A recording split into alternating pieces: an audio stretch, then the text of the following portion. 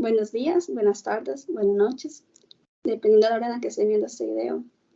Nosotros somos un grupo de estudiantes de microbiología de UCIMED que vamos a analizar el reporte de un caso de bacteriología, el cual es una posible sepsis en un infante con leucemia. Aquí está el abordaje de cómo vamos a analizar este caso.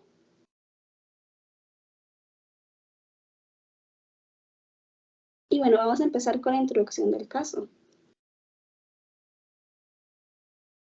Primeramente, con una descripción general, tenemos que el paciente es un varón de 8 años de edad, con un diagnóstico reciente de leucemia aguda, la cual se caracteriza porque la médula ósea produce grandes cantidades de células sanguíneas anormales. Y bueno, este paciente tenía un tratamiento con fármacos citotóxicos potentes. Bueno, primeramente tenemos esta línea del tiempo para poder entender mejor el caso. En el día 1, el paciente llega al hogar con un recuento total de 60.000 leucocitos por milímetro cúbico. Acá el paciente empieza con el tratamiento de quimioterapia, el cual va destruyendo sus leucocitos, y en el día 5 llega con un recuento total de 300 leucocitos por milímetro cúbico, sin granulocitos, pasando a tener una leucocitosis a una leucopenia. Asimismo, pues al no tener granulocitos, indica que está en un estado de inmunosupresión, lo cual esto va a permitir la entrada de una bacteria oportunista. Al día 6, el paciente presenta una fiebre elevada de 40.1 grados Celsius, sin manifestaciones focales, con excepción a la aparición de varios nódulos eritematosos en los muslos. Al día 8, estas lesiones pues empiezan a aparecer cutáneas y se tornaron purpúricas y necróticas. Y finalmente se formaron múltiples úlceras profundas. La radiografía torácica tomada al inicio de la fiebre fue clara, pero en los siguientes días se observaron infiltrados difusos en ambos campos pulmonares, lo cual indica que el foco principal no es pulmonar, porque esto muestra que no comenzó en el pulmón, sino que se está diseminando.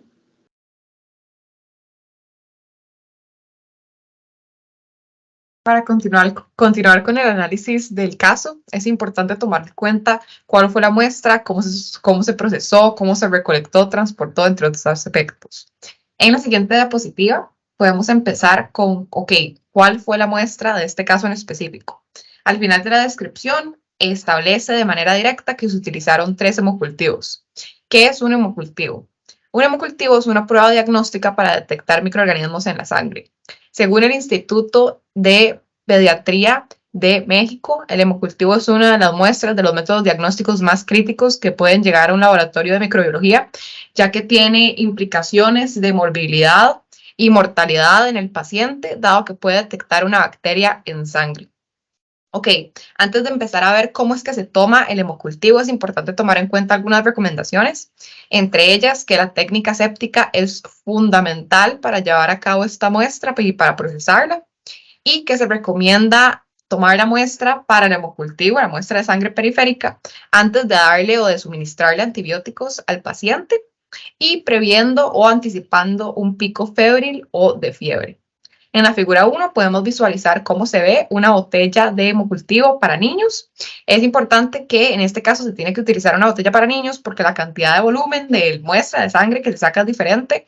En este caso es de 2 a 5 mililitros, ya que en adultos y en neonatos sería diferente, y en este caso estamos hablando de un niño de 8 años.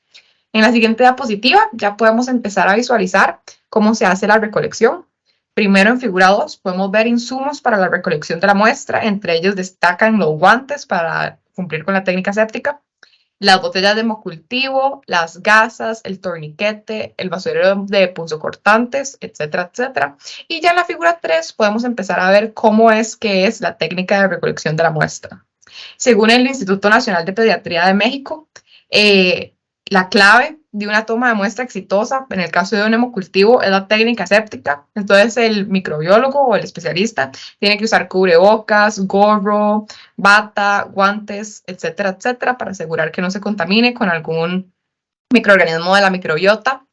Se coloca el torniquete o ligadura en el paciente, como se puede visualizar en la figura 3. Luego se palpa la vena antes de hacer la punción. Se realiza la limpieza de la zona con un algodón de manera circular, con alcohol de 70 o con clorhexidina al 2%. Luego ya se puede extraer la sangre por punción venosa. Luego se retira el torniquete, se retira la aguja, se limpia la zona e inmediatamente se coloca la aguja o el tubo, de la aguja con el tubo en la botella de hemocultivo, inmediatamente para evitar cualquier tipo de contaminación. Después de esto se descarta la aguja de manera segura y se desecha el material utilizado y se mezcla invirtiendo la botella de hemocultivo varias veces para que ya esté lista para procesarla. Y en la siguiente diapositiva podemos ver las condiciones o los requisitos para el transporte. Primero es importante tomar en cuenta que el hemocultivo es una muestra urgente, se tiene que atender de inmediato. Si se está haciendo cualquier otra cosa en el laboratorio y llega un hemocultivo, hay que atenderla. Se recomienda no refrigerarla. Y en el caso de que no se pueda atender inmediatamente, se tiene que almacenar a temperatura ambiente y el tiempo no debe superar las 18 horas, sobre todo si se está transportando de un lugar hacia el laboratorio. Para continuar con el procesamiento de la muestra, como mencionó mi compañera, después de realizar la técnica séptica correcta y por un personal capacitado, se prepara la botella de hemocultivo, que se incuba por 7 días a 35 grados Celsius. A partir de la botella positiva se le realiza un extendido al cual se le hace una tinción de Gram, y en este caso con el niño se puede ver bacilos Gram negativos sin contaminación, o sea que solo se observa una morfología.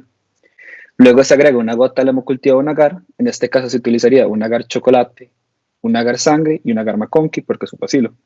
Se deja cultivando 24 horas a 35 grados Celsius en una atmósfera rica en CO2.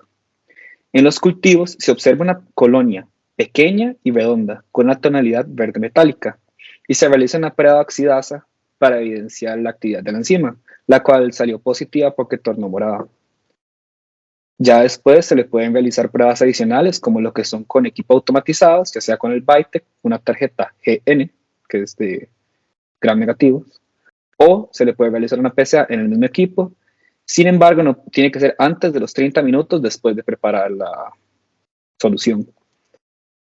Después de todo esto se le da un reporte definitivo, ya que eso es una muestra crítica.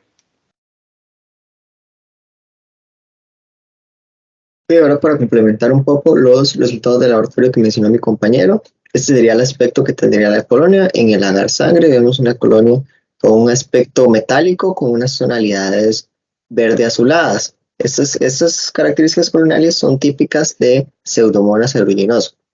En la tinción de Gram igualmente contamos con bacilos Gram negativos que tienen la particularidad de que tienen el aspecto llamado células en pareja. Aquí podemos ver un claro ejemplo de esto, que eso también se presenta mucho en los casos de Pseudomonas aeruginosa. Continuando con la prueba de la oxidasa para evidenciar la actividad de la enzima, vemos que es positiva. Este sería el resultado positivo, el resultado negativo, siendo el resultado positivo un cambio de coloración morada. Y en la PSA que mencionó mi compañero, los antibióticos, uno de los antibióticos que podrían ser tratados serían el ceftazidime, el meropenem, la ciprofloxacina y una combinación de piperaciclina y tazobactam. Es importante destacar que una bacteria como Pseudomonas tiene muchos patrones de resistencia y hay que ser muy precisos con los antibióticos a recomendar y hay que realizar la respectiva PSA. Seguidamente tenemos el diagnóstico presuntivo. El paciente, al ser tratado con quimioterapia, es típica la administración intravenosa. En estos catéteres se puede dar la formación de biopelículas, provocando una sepsis en este niño con un sistema inmune comprometido por el tratamiento para la leucemia. Pseudomonas aeruginosa es una bacteria nosocomial y oportunista que cumple con todas las características mencionadas anteriormente. Como diagnóstico diferencial es muy importante lo que es el eritema nodular. Para esto tenemos las infecciones estreptocóquicas, que podemos considerar los Streptococcus del grupo A, que puede provocar una faringitis, que puede avanzar a una neumonía, pero esto no es tan común. Tenemos la sarcoidosis, que puede formar granulomas a nivel pulmonar y subcutáneo. La tuberculosis también puede provocar este eritema nodular. La coccidioidomicosis, la histoplasmosis y la aspergilosis inicia a nivel pulmonar y puede presentar estos eritemas nodulares. También tenemos el síndrome de Sweet, solo que esto se puede descartar ya que el paciente no presenta granulocitos y esto se caracteriza por tener un aumento en granulocitos. También tenemos el lupus eritematoso sistémico, vasculitis nodular y la coagulación intravascular diseminada, que es muy característica para personas con leucemia. Y como tratamiento ocupamos que sea un antibiótico hidrosoluble, intravenoso, y es necesario hacer una PSA. Tenemos como importantes la piperaciclina con tazobactam, la ceftazidima, cefepima, astreonam, meropenem, imipenem con cilastatina, ciprofloxacino y levofloxacino. Y aquí tenemos nuestras citas bibliográficas.